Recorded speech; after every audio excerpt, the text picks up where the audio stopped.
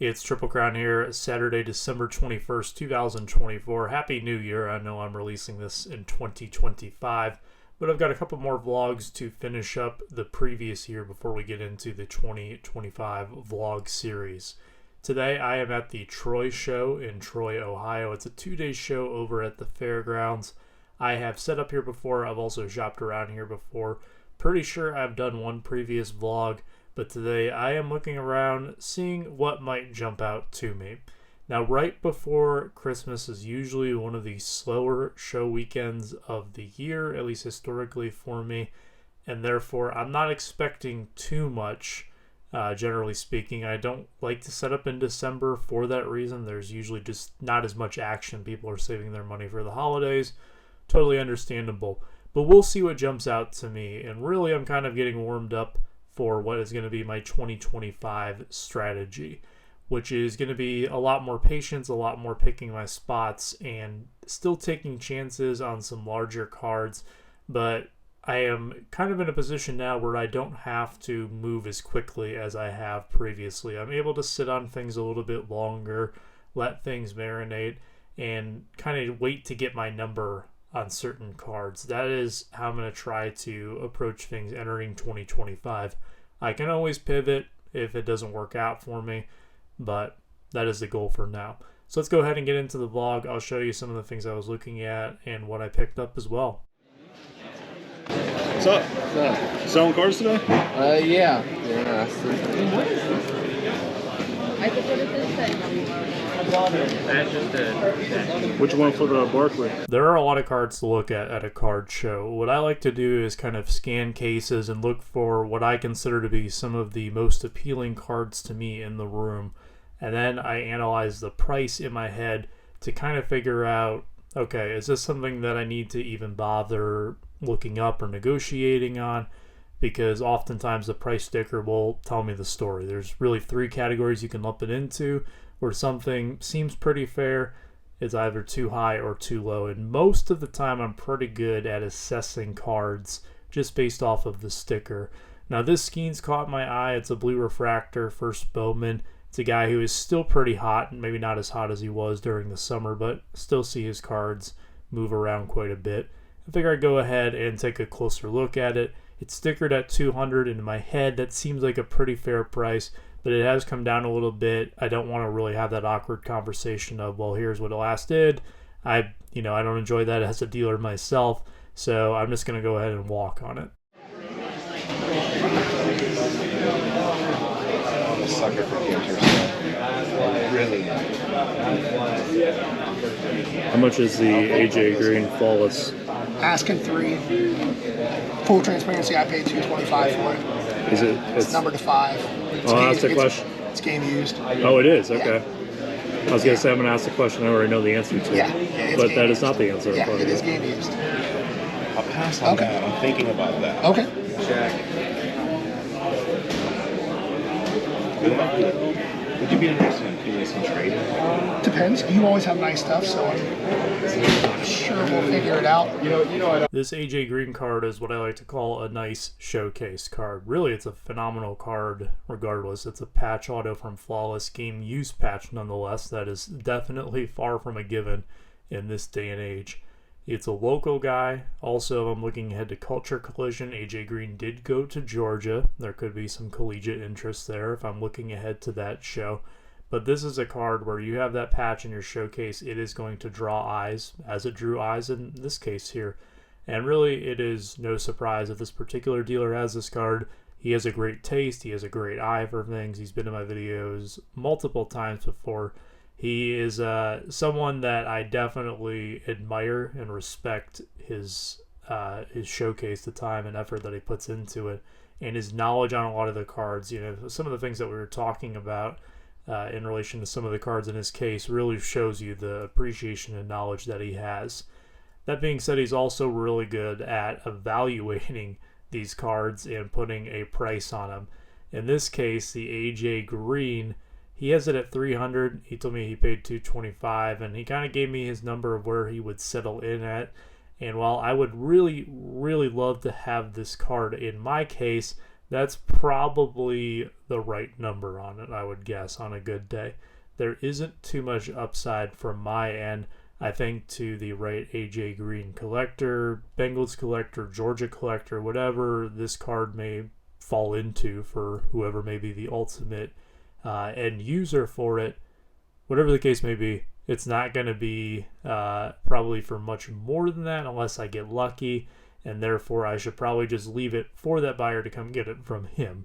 As much as I would love to get it, I don't think I'm doing much other than moving, money around from one spot to another. I don't see a lot of opportunity here unless I can bundle something. And that is what I'm going to try to do now. I'm going to pass on Devontae. I'm going to give this back to you. Okay. I'm going to circle back. Okay, sounds good, man. I would, if you wanted the pair of those for you, I would give you $250. Those aren't nice. All the pair. All right, give me 1 second. Let me think. I'm trying to. Yeah, it's now you're tempting me. The centering How's it going, man? Good. The centering is patch, 2022. debut patch, what do you have on it? 6,000 is my ask. Okay. Open offers. Okay. Here's kind of how I came up with it. Robert Gasser, Raw just did 3.8. Drew Maggie did 5.8, who may never take another at-bat in the majors. Right. Who was the other one that just sold like silly for like 8 or 9? Oh, Bryce Jarvis just did 9 Raw. So, Okay. but you never hurt my feelings making an offer.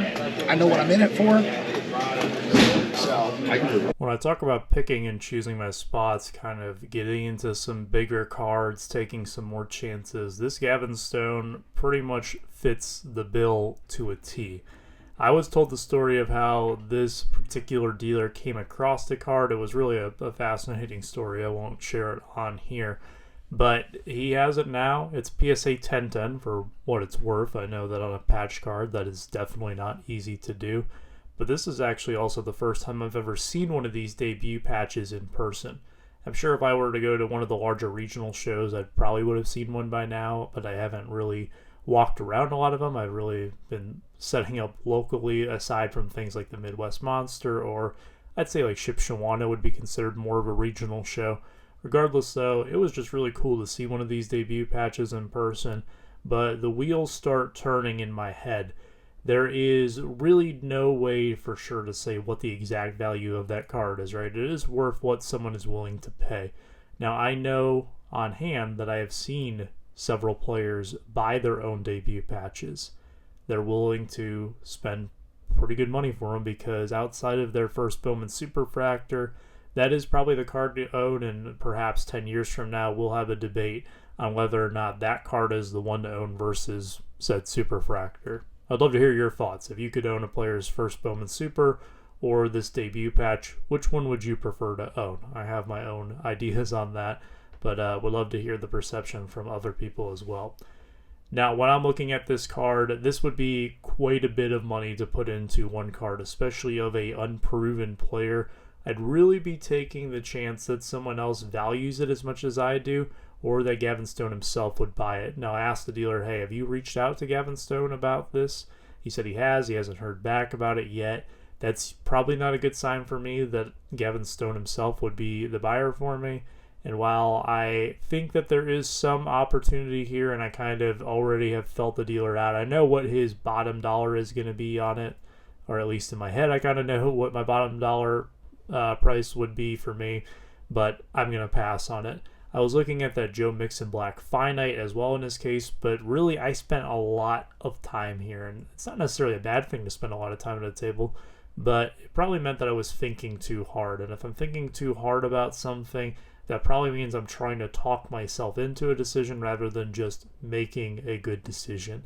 And that was something that I definitely grew a lot in 2024, is becoming more disciplined and not forcing deals for the sake of making it deals.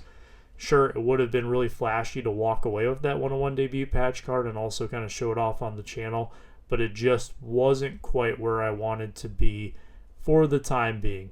It is something that I'll keep in mind. I'm sure I will see it again down the road, but for now, it wasn't in the cards, pun fully intended, for me. Let's keep walking around, see what else I can find. Thank Yeah, thank you. Wait till we're done. See you guys tomorrow. I'll just take those two at 10 each. So you guys are set up and... Unfortunately, I have to work a bridal show. You have to, oh, well, you can go. If you got them out of the house. Thank you. Perfect. Thank you. Do you want a team bag for that? I'm good, but thank you. Can I get 270 value? Hell no. 270 value? Hell no. No? I can't, bro, because it's not really, it's... If I get all the way to 270 value, then I'm not going to make anything. It's not stuff that's... It's base. Yeah, that's rookie prison. So... I think this is what I did with him. I personally think that's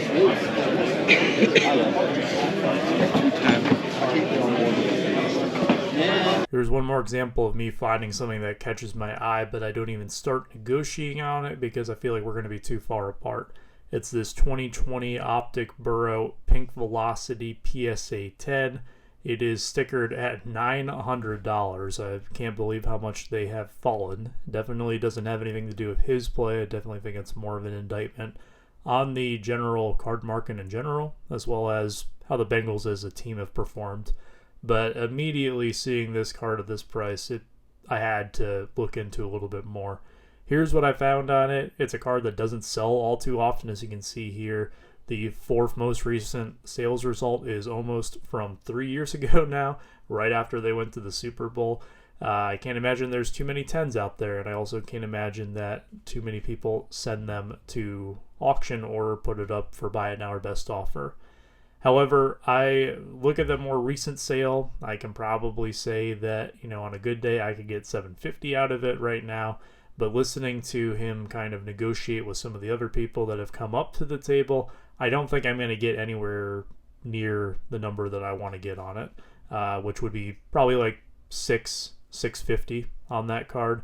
I think that based on what I'm hearing, he's going to want to hold it because that sale is, lower, which I agree with. It is lower. And he doesn't seem like he's in a rush to move it. And just hearing how he has kind of defended his prices with some of the other people, I mean, no disrespect by saying it. It's his cards. He can ask whatever he wants. I just don't think it's necessarily a good match for me, and it's not the right opportunity. If I was going to buy and hold a Burrow card, there are different ones that I would pick. The Pink Velocity, I think they're cool, but it's not my favorite color. I think I could get a card that I like a little bit more for a similar price point, even maybe a little bit less that I would want to hold on to. So I'm going to pass on this one.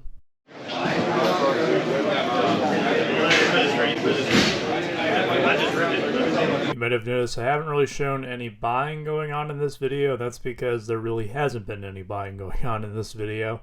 I have bought two cards. It was two cards out of a value box and a clip that I briefly sliced in just a short while ago. But I have not really found too much. There's a lot of supplies here. There's a lot of wax here. But really, there is a ton of Pokemon here. I'm talking wax. I'm talking supplies such as binders or sleeves. I'm talking single cards, value boxes, showcase cards, graded cards. Anything you can think of for Pokemon, it was there. It's not really my cup of tea. I have dabbled in some Pokemon at times. It is something I'd like to get more back into in 2025. But today was not the day that I was going to do that. I am looking for sports. So I go back to a good friend of mine who I've bought from many times before. He's been featured in the vlog several times. I'm looking at his higher end showcase and I find three cards in particular that I am very interested in. Hank Aaron 1/1 Topps Tribute Auto, a Derek Jeter 1/1 Game Used Patch card, and then that Roman Reigns Downtown. Now what I'd like to do is work a bundle deal for all three. I kind of feel him out, figure out what his price is on each of them, and make an offer based on what I think the best case scenario would be for all of these cards. And my number I came up with was $1,500. Let's see if he goes for it. Around the same. Okay. Like between $300 and $350. How about Hank Aaron? Hank Aaron $750. I know there's an old comp out there in January closer to like $550. Of that card? Yeah. Oh, the exact same one? Carry the one. And they can get my calculator out. I was thinking 15 for all three of those. For the Aaron, Jeter, and the Roman. Yeah. So again, I want to work a deal with you, but I can't let it go for that, unfortunately.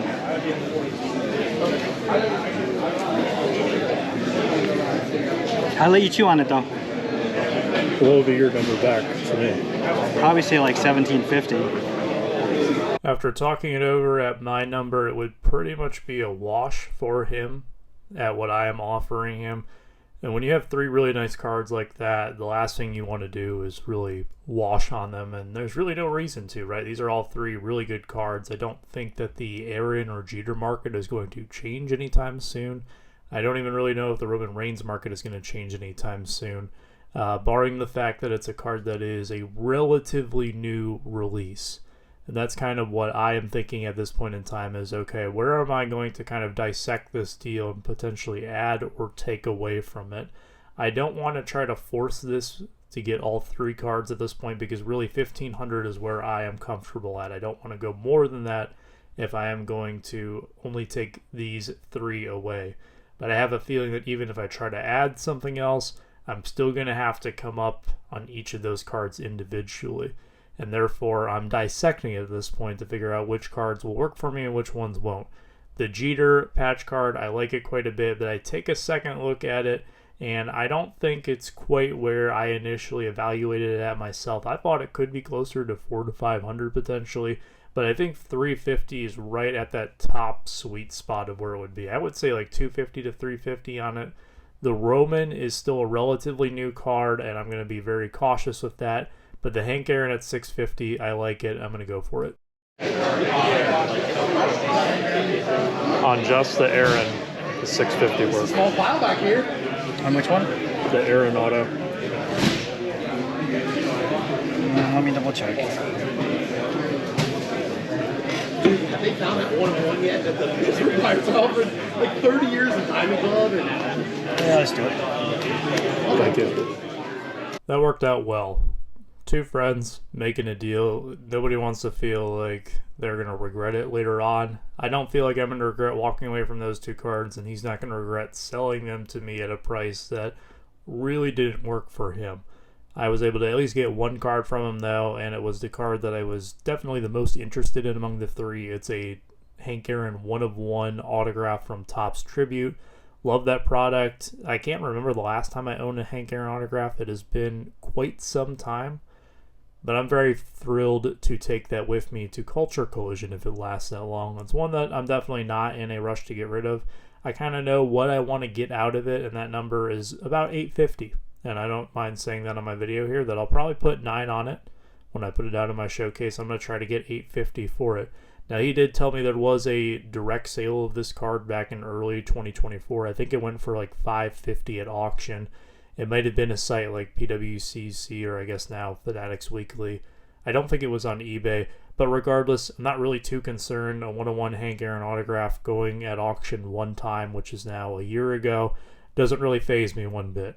If it went up for auction again, the odds that it got that exact same amount would be slim to none. It would go for more, or it would go for less, but I'm willing to bet it would go for more. And I'm going to hold on to it and try to get my number on it. So that's going to wrap it up for me today. Appreciate you guys sticking around and watching. Take care, stay safe, be kind.